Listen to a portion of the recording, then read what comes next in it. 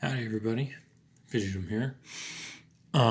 So today I want to do a quick PSA about why you should never pick a lock that is in use or that you intend to use. Obviously, the number one reason is if you don't own a lock, you should not be picking it because that's a crime in most places. So please don't do that. Don't ruin it for the rest of us, alright? But most of you watching this are probably not criminals, I'm gonna assume.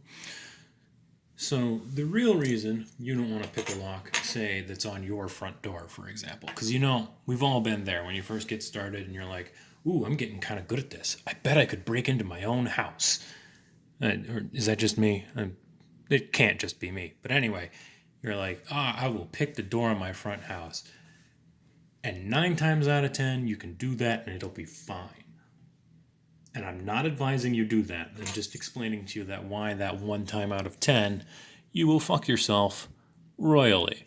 And that is when a lock is not made particularly well, or the pin stacks are not balanced, and it has very high cuts. So on this lock, which I accidentally destroyed, so I'm taking the opportunity to make this video with it now, it has very high cuts in positions 4 and 6.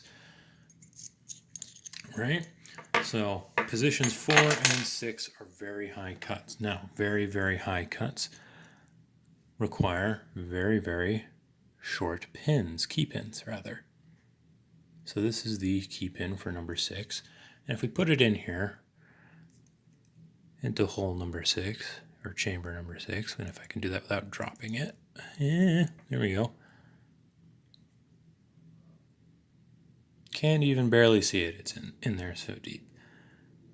Well, then, of course, on top of that, you get a driver, right? And this is the locked state of this lock. And you can see that the shear line, which is the top of this cylinder, if my camera would focus, is blocked by, excuse me, by this spool. But let's say you don't have a long driver pin.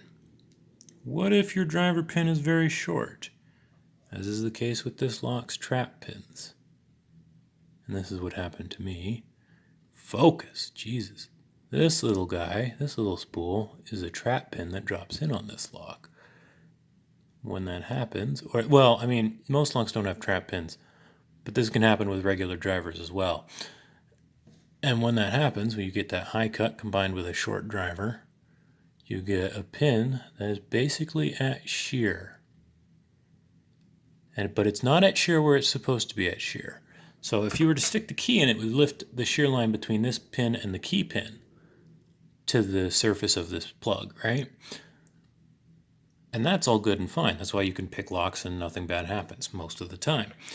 But on top of this, you get a spring. And if you're picking this lock and you've got this pin where the top of the driver is at the shear line,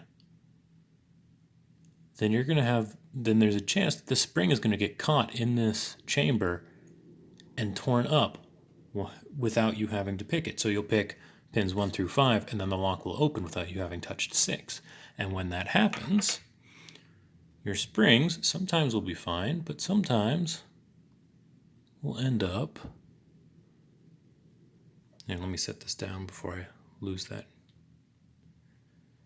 Will end up like this, where they get snagged in the core and get dragged along. And when that happens, your lock will jam up and you have destroyed your spring.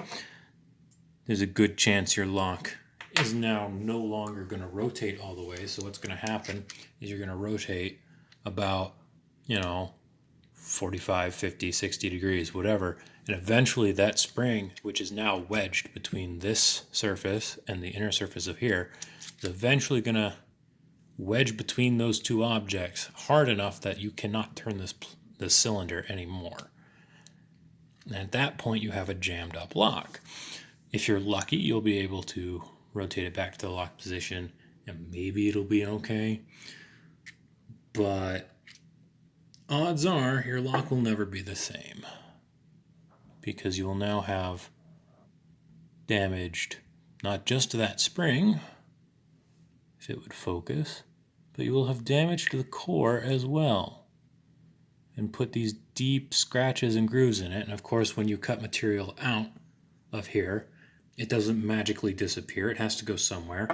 And that means that all of those little chips and sharp edges and divots are now, of course, like the spring, wedged between your plug and your Bible.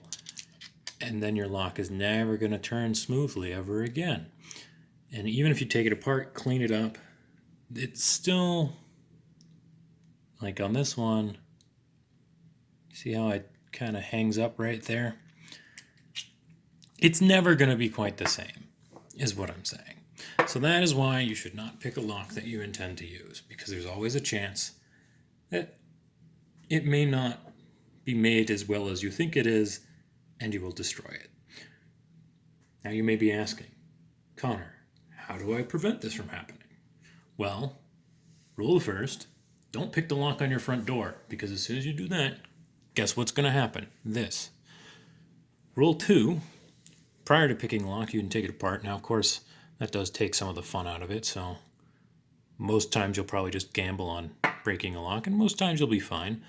But if you want to be sure, you can take a lock apart prior to picking it and check to make sure that the pins are all good and properly long.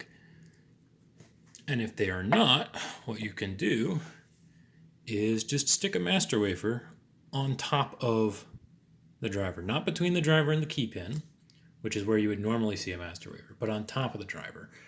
Or you can replace it with a longer one. But if it's an odd size like these little guys, you're probably not going to find a longer one. If you don't have a longer one, you can stick a master wafer on top of that.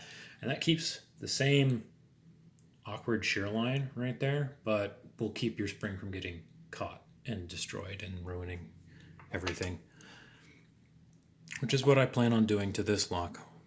I have built or machined these little guys to go on the end of the springs, and they will make sure that nothing bad happens to them anymore. At least that's the plan. Anyway, thanks for watching. I'll see you next time. Bye-bye.